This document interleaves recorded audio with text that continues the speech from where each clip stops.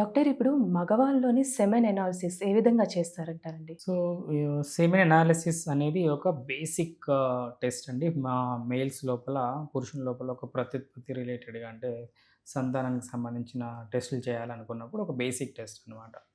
So, okay. ఈ semen analysis కోసం చేయాలని అనుకున్నప్పుడు వాళ్ళకు మినిమమ్ ఒక 3 డేస్ అండ్ యావరేజ్‌గా 2-7 డేస్ అని చెప్తాము. ఆ గ్యాప్ ఉండాలి. వాళ్ళు మాస్టర్బేషన్ చేయకుండా, లేదంటే వైఫ్‌తో కలవకుండా, లేదంటే వాళ్ళకి నైట్ టైమ్ నాక్టర్నల్ ఎమిషన్స్ అంటాం. నైట్ టైమ్ లీకేజెస్ అట్లాంటివేమీ అవ్వకుండా జాగ్రత్తగా చూసుకొని ఒక 3 డేస్ గ్యాప్‌తో యావరేజ్‌గా వస్తే అప్పుడు వాళ్ళని సెమెన్ అనాలిసిస్‌కి రమ్మనడం జరుగుతుంది. ఈ అనాలిసిస్ అంటే వాళ్ళు మాస్టర్బేషన్ ద్వారా గానీ, లేదంటే ఆహ్, కొద్దిమందికి డిఫికల్టీ ఉన్న వాళ్ళకు వైఫ్ ద్వారా కలిసి కాయిటస్ ఇంటరప్టస్ అంటాం. అలాంటిది గానీ, లేదు అలా కూడా డిఫికల్ట్ అంటే కొద్దిమందికి వైబ్రేటర్ మెషిన్ ఉంటుంది ఓకే. శాంపిల్ తీయడానికి. సో, ఆ మెషిన్ ద్వారా గానీ సెమినల్ లిక్విడ్ తీసిన తర్వాత దాన్ని అనాలిసిస్‌కి పంపించడం జరుగుతుంది. అనాలిసిస్ చేసే విధానం గూడా వితిన్ మనము శాంపిల్ ఇచ్చిన తర్వాత ఇమ్మీడియేట్‌గా రూమ్ అంటే 37 డిగ్రీ సెల్సియస్ టెంపరేచర్ ఒక వార్మ్‌లో ఉంచుతాము. అది లిక్విఫై అవుతుంది. ఇనీషియల్‌గానేమో శాంపిల్ ఇచ్చినెంబడే కోయాగ్యులేట్ అయిపోతుంది. అంతా జెల్ లాగా ఫార్మ్ అవుతుంది. ఒక హాఫ్ అన్ అవర్ లోపల అది లిక్విఫై అవుతుంది. లిక్విఫై అయిన తర్వాత మైక్రోస్కోపిక్ ఎగ్జామినేషన్ ఉంటుంది. మైక్రోస్కోపిక్ అంటే గ్రాస్‌గా ఎలా కనపడుతుంది? కలర్ ఎలా ఉంది? విస్కాసిటీ ఎలా ఉంది? లిక్విఫాక్షన్ ప్రాపర్‌గా ఉందా? లేదా? ఇలాంటి పీహెచ్ ఎలా ఉంది? అవి చూస్తాం. ఓకే. అలా గాకుండా మైక్రోస్కోపిక్ ఎగ్జామినేషన్ ఇమ్మీడియేట్‌గా అదొక చిన్న డ్రాప్ తీసుకొని స్లైడ్ పైన పెట్టేసి మైక్రోస్కోప్‌లో చెక్ చేయడం జరుగుతుంది. హ్మ్. కొన్ని రకరకాల మెథడ్స్ ఉంటాయి. న్యూబార్ చాంబర్ అని, మాక్యులర్ చాంబర్ అని ఉంటుంది. ఇప్పుడు కొత్తగా ఆటోమేటెడ్ మెషిన్స్ వచ్చాయి. కంప్యూటరైజ్డ్ మెషిన్స్ వచ్చాయి.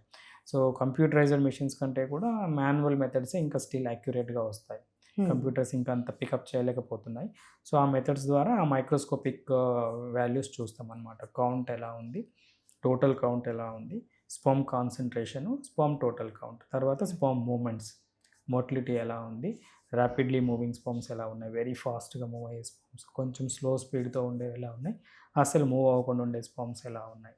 ఈ మోటిలిటీ రిలేటెడ్ థింగ్స్ చెక్ చేయడం జరుగుతుంది. దాంతో పాటు మార్ఫాలజీ అంటే స్పెర్మ్‌కి ఒక హెడ్, నెక్, టెయిల్ ఎలా ఉంటుంది? సో, వాటి హుహు. స్ట్రక్చర్ ఎలా ఉంది? ప్రాపర్‌గా ఉందా? లేదా? సో, ఇవి గ్రాస్‌గా మాక్రోస్కోపిక్ ఫీచర్స్, మైక్రోస్కోపిక్ ఫీచర్స్ అనేది సెమెన్ అనాలిసిస్‌లో చూడడం జరుగుతుంది. సో, ఈ వాల్యూస్ బేసిస్ కానీ మనం ఒక రఫ్ ఎస్టిమేషన్‌కి రావచ్చు. ఓకే. కణాలు ఉన్నాయా? లేదా ఫస్ట్.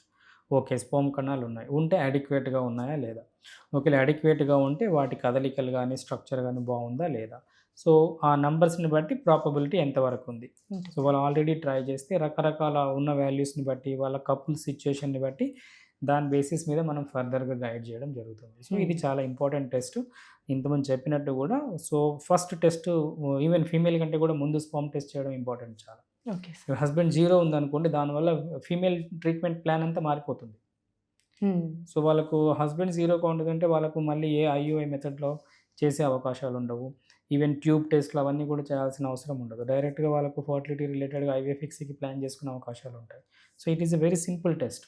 హ్మ్. సో, కాబట్టి సైమల్టేనియస్‌గా ఎవాల్యుయేట్ చేస్తున్నప్పుడు బేసిక్‌గా సెమెన్ అనాలిసిస్ అనేది చాలా ఇంపార్టెంట్ టెస్ట్. డాక్టర్ ఇప్పుడు డీఎఫ్ఐ అని అంటూ ఉంటారు జనరల్‌గా. అసలేంటిదండి అది? సో, ఈ డీఎన్ఏ ఫ్రాగ్మెంటేషన్ అనేది గూడా ఇప్పుడొస్తున్న ఒక అడ్వాన్స్‌డ్ స్పెర్మ్ ఫంక్షన్ టెస్ట్. ఇప్పుడు ఇంతకుముందు చెప్పినట్టు సెమెన్ అనాలిసిస్ అనేది ఒక బేసిక్ టెస్ట్ అవుతే, ఒక అడ్వాన్స్‌డ్ టెస్ట్ డీఎన్ఏ ఫ్రాగ్మెంటేషన్. ఒక స్పెర్మ్ లోపల ఎంతవరకు డీఎన్ఏ అనేది ఇంటిగ్రేటెడ్‌గా ఉంది, ఎంతవరకు డ్యామేజ్ అయ్యిందనేది. సో, ఈ advanced sperm function test DNA fragmentation index అంటాం. ఇవి రకరకాల మెథడ్స్‌లో చేస్తున్నాము. ఎస్సీఎస్ఏ మెథడ్ అంటారు. లేదంటే హాలో స్పెర్మ్ మెథడ్ అని ఉంటుంది. లేదంటే టనల్ టెస్ట్ అని ఉంటుంది. ఈ రకరకాల అడ్వాన్స్‌డ్ టెస్ట్. బట్ ఇది ప్రతి ఒక్కరికి అవసరం లేదు. ఇప్పుడు చాలా వరకు వెళ్తే రొటీన్ టెస్ట్ లాగా డీఎఫ్ఐ టెస్ట్ కూడా రాస్తా ఉంటారు. కానీ అలా ఒక కపుల్ గనక వాళ్ళు ట్రై చేస్తున్నప్పుడు రిపీటెడ్‌గా మిస్‌క్యారేజెస్ అవుతున్నాయి. లేదనుకుంటే ఒకసారి ప్రాపర్‌గా యూట్రస్ లోపల ఎంబ్రియో ఇంప్లాంట్ అవ్వట్లేదు. ఇంప్లాంటేషన్ ఫెయిల్యూర్ అంటారు. లేదంటే న్యాచురల్ ప్రెగ్నెన్సీస్ వస్తున్నాయి. ప్రెగ్నెన్సీ నిలబడట్లేదు. సో, ఇట్లాంటి లేదంటే అడ్వాన్స్‌డ్ ఏజ్ గ్రూప్ ఉంది. వారికోసిల్ ఉంది. వాళ్ళకు నార్మల్ స్పెర్మ్ కౌంట్స్ ఉన్నాయి. అయినా గూడా ప్రెగ్నెన్సీ రావట్లేదు. సో, ఇట్లా మనం ఒక సెకండ్ లైన్ ఆఫ్ టెస్ట్ ఇది అడ్వాన్స్‌డ్ టెస్ట్ అనేది. సో, ఈ డీఎన్ఏ ఫ్రాగ్మెంటేషన్ మనకి ఏ విధంగా ఉపయోగపడుతుంది ఒక కపుల్‌కి? సో, ఒక డీఎన్ఏ ఫ్రాగ్మెంటేషన్ టెస్ట్ చేసినప్పుడు వాల్యూస్ గనుక మోర్ దెన్ 25, 30 అలా అబోవ్ ఉన్నాయంటే వాళ్ళకు ప్రాపబిలిటీ అనేది తగ్గుతుంది. But not 100%. వాళ్ళకు ఐయూఐ ఛాన్సెస్ తగ్గొచ్చు. లేదంటే ఐవీఎఫ్‌లో సక్సెస్ ఛాన్సెస్ తగ్గొచ్చు. మరీ హై డీఎఫ్ఐ ఉన్న వాళ్ళకి ఈవెన్ టెస్టిస్ నుంచి కూడా స్పెర్మ్ తీస్తాం. టీసా అనేది ఉంటుంది. సో, ఈ విధంగా వాళ్ళకి ఒక ప్రోగ్నోస్టికేషన్ ఈ వాల్యూస్‌ని బట్టి మనం గైడ్ జేయడానికి ఉంటుంది. ఈ డీఎఫ్ఐ హై ఉన్న వాళ్ళకి కూడా ఒకవేళ వారికోసిల్ ఉంటే వారికోసిల్ ఫిక్స్ చేయడం ద్వారా గానీ, ఓకే. మెడికేషన్స్ వాడడం ద్వారా గానీ, అదే స్మోకర్స్, ఆల్కహాలిక్స్ ఉన్నారనుకోండి వాళ్ళ లైఫ్ స్టైల్ చేంజ్ చేసుకోవడం ద్వారా గానీ, ఈ డీఎఫ్ఐ తగ్గించుకొని వాళ్ళు నెక్స్ట్ ఫర్టిలిటీ ప్లాన్ చేసుకుంటే వాళ్ళకు సక్సెస్ అయ్యే అవకాశాలు ఎక్కువుంటాయి. సో, ఇది one of the advanced test in male fertility ఎవాల్యుయేషన్‌లో డీఎఫ్ఐ అనేది.